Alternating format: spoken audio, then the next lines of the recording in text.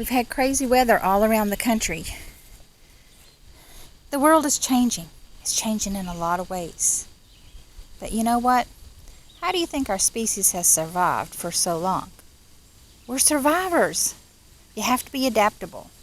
So instead of looking at the situation and thinking, oh my God, gloom and doom, you've got to look at the situation and think, okay, what would nature do? How do we adapt?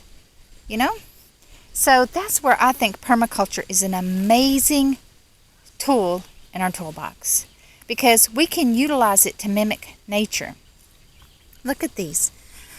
Are they beautiful or what?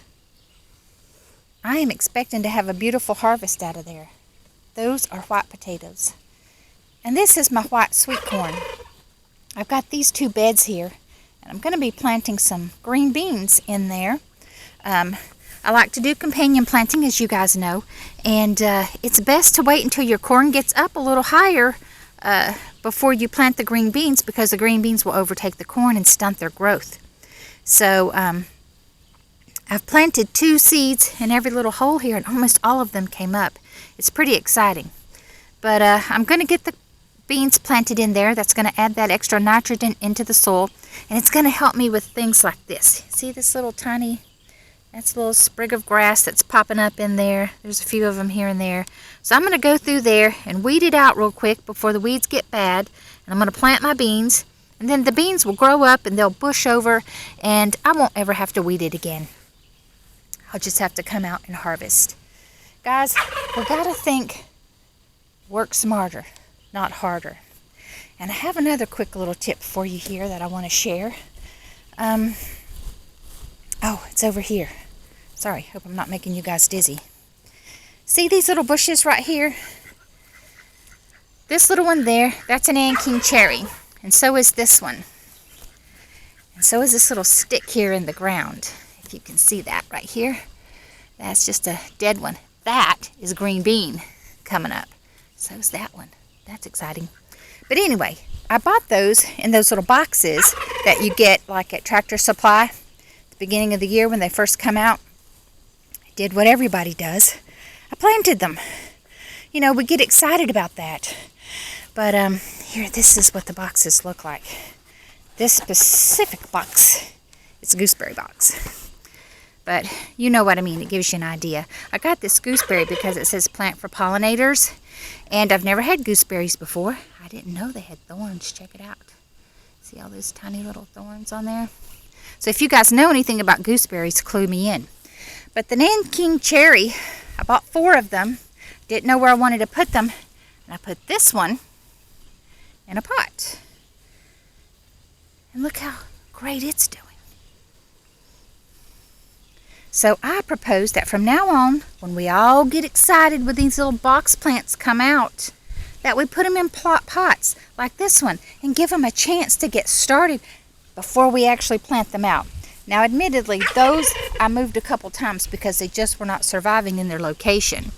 So it's a new plant for me. I've never had Nanking cherries, so wasn't sure how they were going to do.